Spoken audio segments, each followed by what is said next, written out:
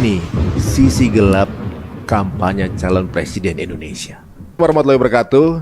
Terima kasih teman-teman Cerita Untung yang sudah banyak mengirimkan masukan, input atau juga mungkin ide dan juga saran. Hari ini akhirnya kita bisa bertemu dengan tamu yang teman-teman ingin dihadirkan di tempat ini. Dan memang secara pribadi saya juga menonton konten-konten beliau di channel-channel yang berbeda. Menarik ya sudut pandangnya. Siapa tamu yang kita maksud? Beliau adalah Bang Dharma Pongrekun. Iya. Makasih. Selamat siang. Ya, ini siapa sore ya? Ini malam ya, malam. Malam. Ya? Malam. Bang Dharma ini adalah mantan wakil BSSN dari 2019 sampai 2021. Dan tentunya juga setelah kita ngobrol-ngobrol, beliau memang karena memiliki integritas yang tinggi yang sampai akhirnya nggak ada masalah ketika nggak menjabat. Nggak masalah. Banyak hal yang menjadi pegangan diri sendiri ya. Nah, langsung aja nih Bang, kita mau ngomongin sesuatu yang sekarang sedang rame nih, yaitu kampanye capres. Wah, kalau pandangan Bang Dharma gimana sih?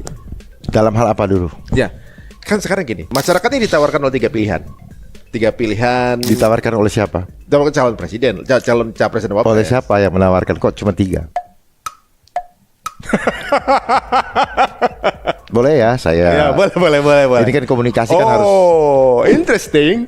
Kenapa cuma 3 ya? Kenapa nggak 5 pasang gitu ya? Kenapa nggak 6 pasang? Iya ya. Kenapa cuma 3? Itu pertanyaannya. Mungkin apa ya? Mungkin itu untuk mempermudah kali dari beberapa partai dengan kesan. Menurut siapa? Itu karena mungkin. Kalau menurut Bang Dharma, kenapa cuma 3? Justru tadi saya ajak berpikir dulu. Kenapa cuma 3? Berarti ada yang mempolakan 3 ini. Ada sesuatu apa memang udah regulasi pemerintah atau memang sudah ada? Ya karena memang mereka ya. Sekali lagi saya bilang mereka karena mereka ini sebenarnya shadow. Ada shadow. Dia ada tapi tiada. Ya. Yang dimaksud si calonnya atau pengatur sistem dan termanifestasi dalam regulasi.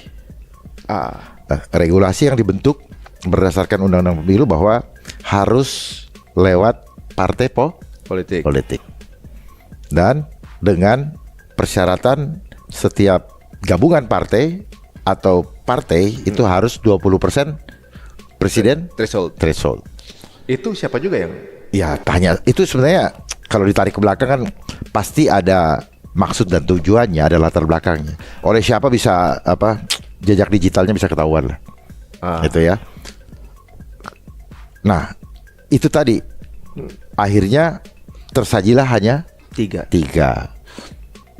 Berbeda dengan dari pilkada ya. Ada jalur independen. Lucu. Sama-sama pemilihan langsung, tetapi regulasinya berbeda. Pertanyaannya ada apa? Jadi PR. Berarti ada kepentingan. Kepentingan siapa? Bukan kepentingan negara itu. Ya? Bukan kepentingan negara. Negara mana? Indonesia lah. Indonesia. Negara Indonesia yang dikuasai oleh asing. Sebenarnya Indonesia ini dikuasai asing. Ya. Tandanya apa? Lewat regulasi. Buktinya bahwa kita secara regulasi itu dikuasai oleh asing, itu buktinya apa? Kalau seseorang berhutang kepada seseorang, apakah kita tidak dikuasai? Tanpa sadar kita sudah dikuasai secara moral, secara psikologi. Kita berhutang sehingga kita dikuasai.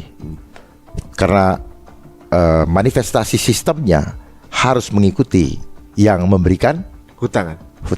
Nah, ini mirip dengan beberapa episode kita yang lalu bahwa penetapan hutang kepada satu negara adalah sebuah pola atau cara untuk menguasai kebijakan dari negara tersebut. Betul. Makanya dipertanyakan, kemarin saya juga bingung.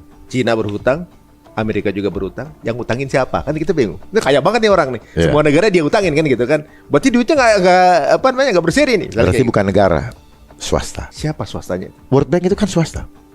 Jadi World Bank itu bahkan lebih kaya dari semua negara digabungkan. Ya karena mereka yang mengatur regulasi bank of the world. Makanya dia bilang World Bank. Milik siapa? Ya milik mereka. Merekanya siapa nih? Mereka ini non-state actor, adalah kelompok kecil, ya, elit global, yang ya mereka ini siapa? Kalau di bidang perbankan ya Rothschild. Di perbankan. Ya. Tapi kayaknya ini lebih luas dari cuma perbankan. Karena kan Ya. sepertinya ada politik juga di Karena bagaimanapun sentralnya kehidupan yang dimainkan sistem di dunia adalah kapitalis.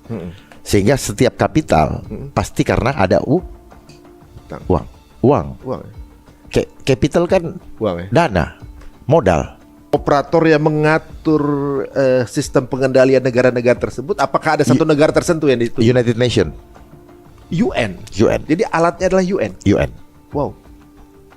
Dan UN memiliki badan-badan khusus seperti UNICEF, UNESCO, IMF, WHO, FAO, dan seterusnya. Wah, ini menarik. Semua mereka yang ngatur. Pantesan aja ketika permintaan ceasefire gitu ya, itu ternyata UN tunduk sama Amerika. Apa sekuat itu gitu? Saya pikir sekuat apa Amerika sampai bisa nguasain UN? UN ini kan semua negara. Bukan Amerika yang nguasain UN, UN yang nguasain Amerika. Oh, justru balik. Ya. Maksudnya UN yang di belakang UN. UN ini kan hanya operator. Aktor di belakang UN. Ya. Terus Amerika punya andil sekuat apa kok dia sampai bisa juga mengatur UN? Ya karena yang menjadikan presiden itu, yang mau jadi presiden harus mengikatkan dulu perjanjian di belakang layar. Makanya The Simpsons selalu bisa memprediksi kan. Karena oh jangan-jangan itu juga ya? Iya. Itu seperti mereka tuh kayak lagi ngetawain kali ya. Bahwa sebenarnya gue udah gue karyain dari dulu. Pertanyaannya juga gini bang, saya pernah lihat kan kemarin ada di Amerika ada satu sosok politik yang namanya Henry Kissinger meninggal. Iya. Ternyata rekam jejaknya itu ada di beberapa pertikaian di negara-negara yang bukan di Amerika. Iya. Terus saya berpikir, selalu ada Amerika di setiap konflik negara tersebut? Orang selalu digiring untuk berpikir Amerika. Karena Amerika dijadikan proksi oleh si pengendali sistem. Gitu. Jadi penasaran, pengendali sistem ini siapa, orang mana atau gimana nih bang? Small secret society. Secret society ini bang. Ya. Dan yang atur swasta. Enggak berada pada naungan satu. Enggak ada. Dia adalah perusahaan swasta. Bahkan di atas para negara itu. Ya. Makanya kenapa sistemnya selalu industrialisasi dengan menggunakan manajemen industri kan? Kita diajarin planning, organizing, activating, dan controlling. Harus produktif, efektif, efisien. Semuanya kan bicara angka. Marketing, itu ilmu mereka semua. Jadi ilmu marketing, SWOT analysis, semua ilmu mereka. Logic tree analysis. Iya, semua itu dari mereka. pola yang mereka tanamkan dan untuk kita praktekkan. Untuk kita jadi labor society. Ini menarik juga nih, gitu. Bang. Berarti kan kalau misalnya dari tadi yang Pilpres belum kelar tuh. Iya, ini saya mau lanjut lagi Pilpres nih. Bahwa setiap negara-negara tadi itu berhutang, dan pada saat mereka berhutang maka terkontrol secara kebijakan.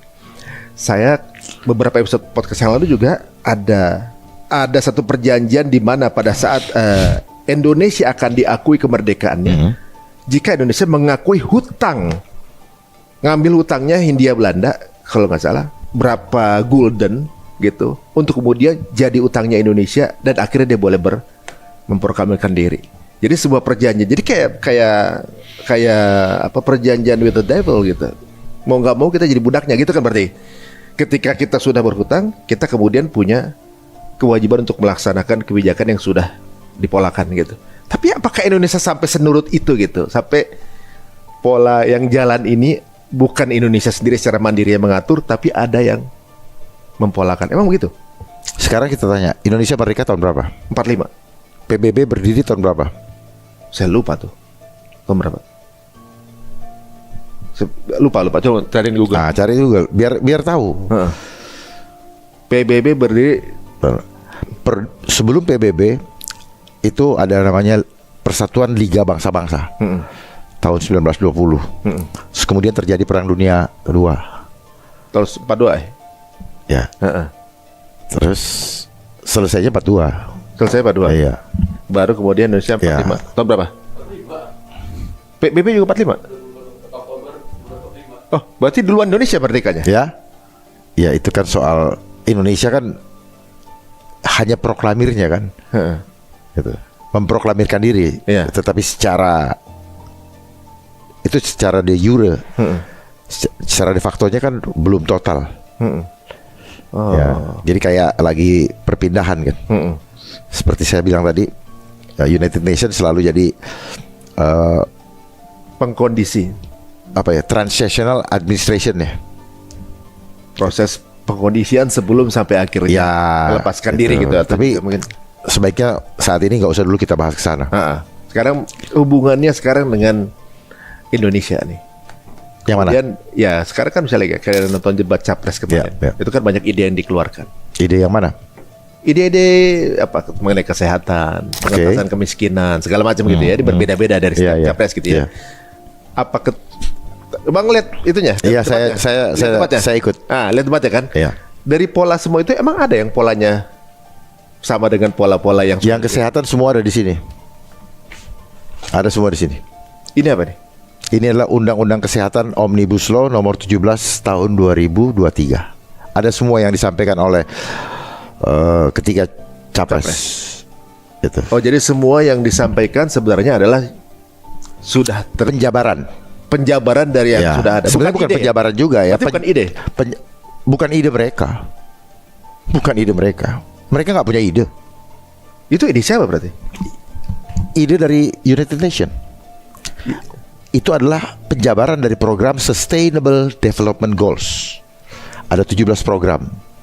Ketika mereka bicara kesehatan, mereka akan bermain di konsep yang sudah disodorkan oleh United Nations.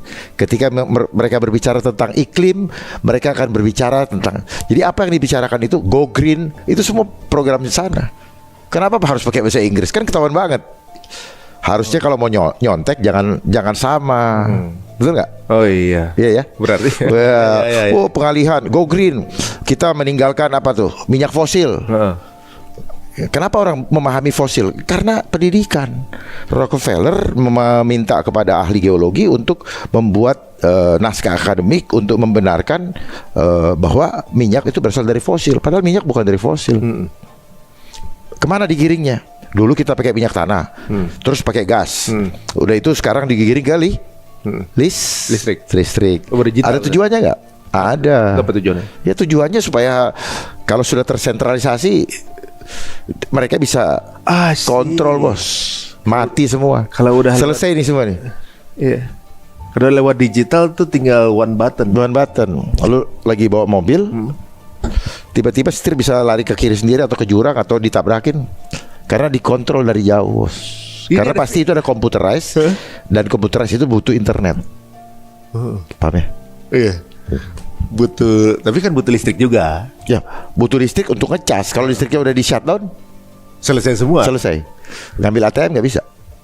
Mau transaksi nggak bisa. Punya AC di rumah keluar semua. Iya. Jadi Ya. duit kita mau berapa triliun di bank itu zero. Itu zero. Ya suka-sukanya mereka. Ini kan jago ngejebaknya. Masuk ke dalam sistemnya dimatiin, tangis loh. Jadi semua yang kemarin menjadi calon kita semua bermain dalam sistem. Bukan, mereka hanya operator untuk menjalankan program yang sudah di-endorse. Tinggal pilih yang Given, mana. ya. Tinggal pilih mau yang mana. Tinggal pilih mana yang Paling seksi. yang ini nih, yang cocok harganya. Makanya kan sekarang dari sejak kapan kita dengar tuh Wanipiro apa segala macam. Cocok dealnya. Dealnya.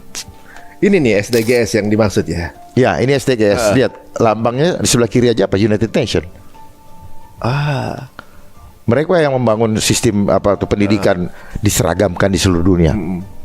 Walaupun pendidikan itu dimulai tahun 1902 disiapkan oleh Rockefeller dengan pembuat kurikulumnya adalah Frederick Taylor Gates. Bang, ini nih menarik ya. Ini yang atas ini adalah kampanyenya. Ya. Yang bawah adalah jawabannya. NWO. Ini yang menjalankan dengan cara ini. manifestasinya yang mau dia lakukan. Dia lakukannya dengan cara itu. Yang hitam. Jadi campaign narasinya yang atas, Ya. prakteknya yang bawah. Ya. Kok serem ya yang bawah? Ya memang tujuannya kan total control. Jadi tadi saya sebutkan program mereka Money, Power, Control Population. Control population itu tujuan terakhirnya adalah total control. You have no right at all. Makanya undang-undang ini mencabut semua hak asasi kita. Dia cabut semua. Bapak nggak punya hak asasi lagi. Bapak nggak boleh beriman lagi. Bang udah baca semua? Udah. Berapa halaman nih? Waduh, halamannya lupa. Tapi pasalnya 458 halaman. Contohnya bahwa kita udah nggak punya right akan something misalnya. Nggak bisa menolak apapun yang Bapak tidak suka. Contohnya, misalnya gini, kita kalau zaman kemarin pandemi ini Ya. kan ada dua pilihan, Ya. mau mau divaksin atau enggak, Ya, ya. gitu kan? Ya. Gitu. Karena kita punya iman menolak. Ha-ha. Kalau sekarang udah nggak boleh. Nggak boleh. Maksudnya udah menjadi masalah hukum. Ya. Pada saat menolak jadi Ada. masalah hukum. Sanksinya di pasal 446 itu per orang 500 juta.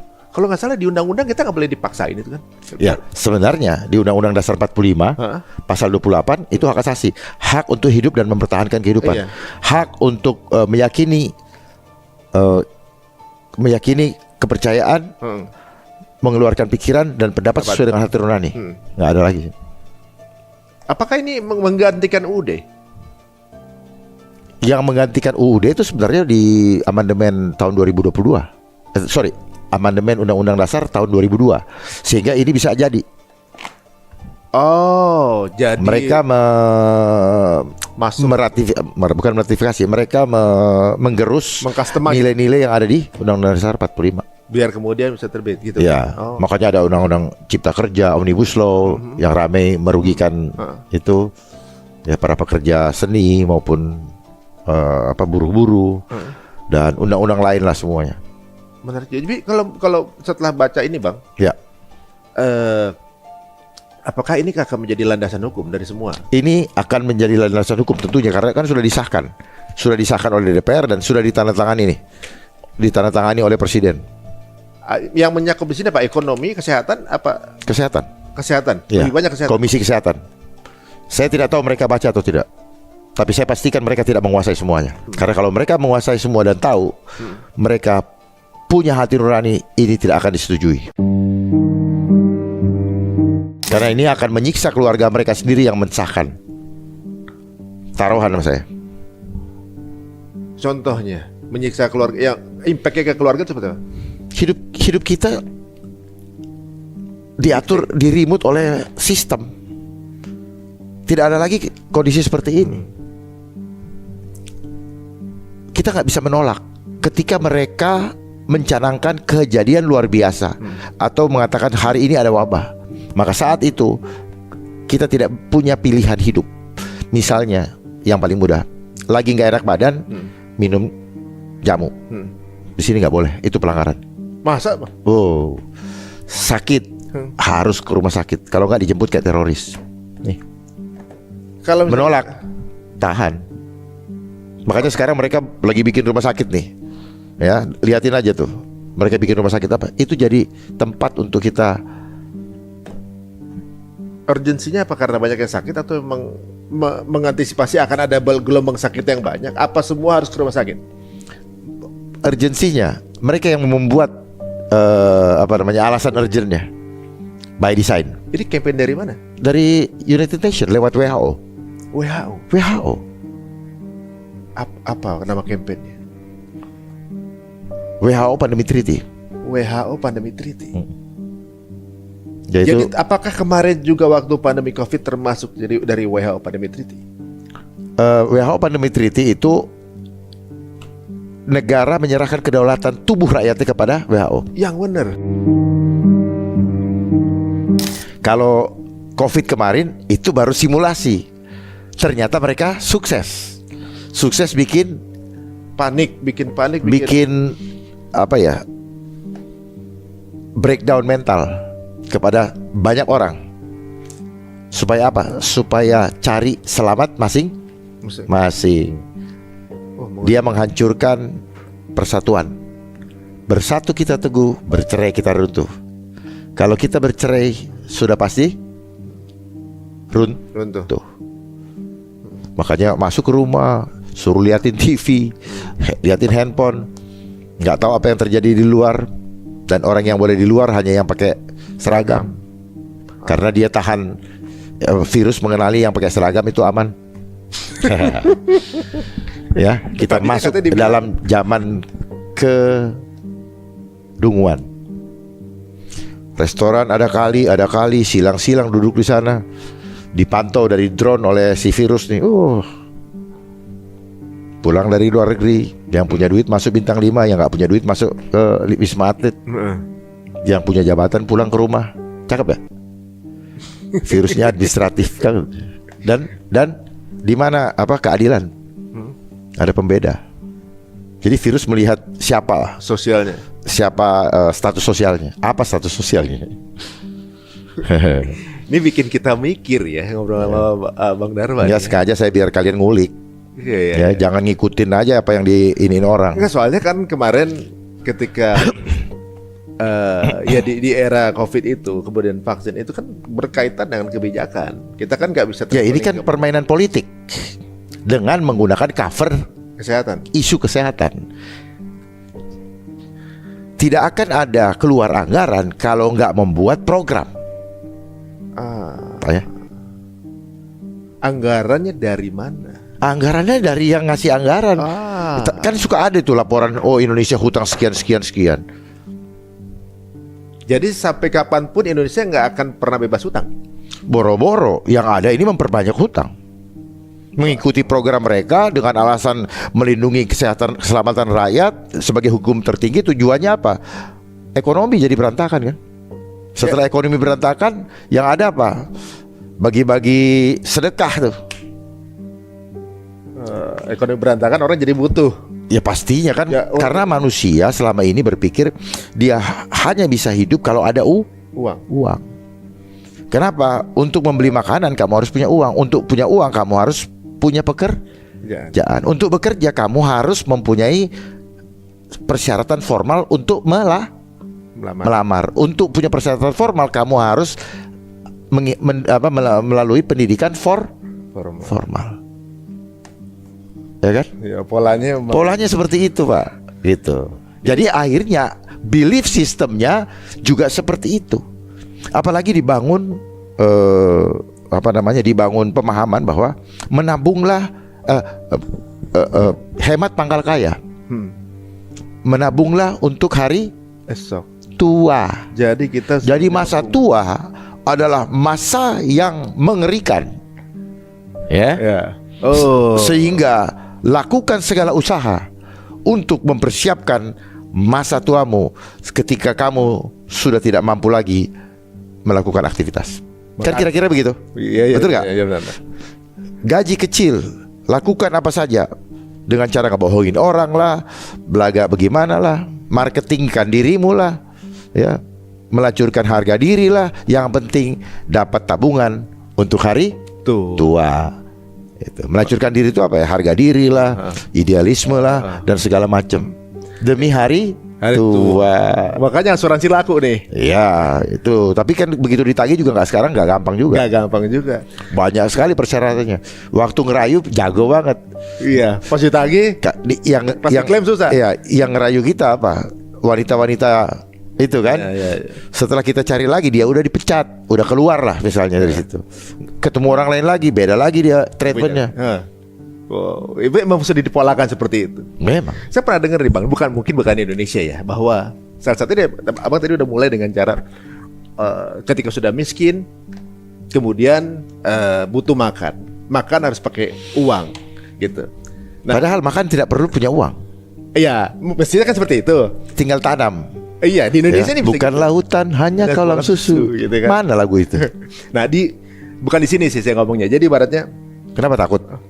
Enggak, entah di sini sama atau enggak gitu maksudnya. Gitu. Jadi program pemiskinan itu dilakukan untuk bisa supaya kebijakannya bisa dikontrol dengan cara pada saat udah lapar, Ya kayak di Ethiopia lah.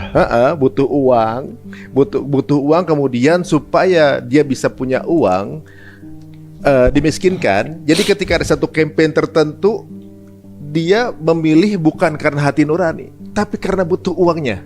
Ya, otomatis orang tergiring ke sana karena sudah dibangun kondisi yang sulit sehingga dia butuh. Jadi Ya. udah loh, siapa aja pokoknya yang ngasih duit. Ya. Jadi pragmatis gitu Ya, kan. makanya kan demo juga kan jadi industri. Demo industri. Demo jadi industri kan untuk merekrut orang-orang yang demo kan, makanya banyak yang kita ketahui banyak yang dibayar.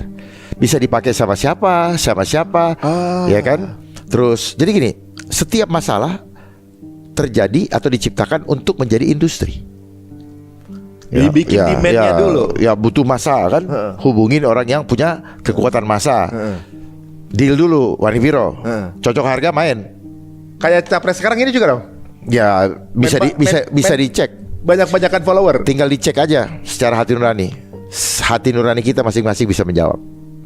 Ya, lidah tak bertulang. Mulut berboleh kata apa saja. Tapi dalamnya hati nggak bisa dipungkiri. Berarti kita mungkin bisa mendengar. Sehingga banyak orang kehilangan idealisme hanya demi. Makanya kan akhirnya orang dikirim kuat-kuatan finansial. Terserah dapat dari mana hasilnya itu. Coba aja cek kalau mau dicek loh. Bagaimana sih ngitungnya sampai habis itu? Dari mana semua? Dan uang itu dari mana? Ya, dari mana semua. Jadi jangan terlalu berharap mendapatkan seorang pemimpin yang amanah kalau dia tidak takut sama Allah. Takut sama Allah itu bukan nggak perlu dilihat masyarakat. Allah mengontrol batinnya di dalam menjalankan regulasi itu, di dalam meraih apa? Ya, meraih yang meraih amanah untuk melayani rakyat. Karena jadi industri kan? Industri, benar. Tuh. Wah, pamflet iklan itu kan ada nilai ekonominya, Bos. Jadi hidup dengan euforia ini ya kaos gua ya sewa gedung, sewa baju, sewa bus, sewa jalan kan. Jadi uang pindah dulu ke sana. Nanti ada peristiwa uangnya pindah lagi ke sini gitu doang.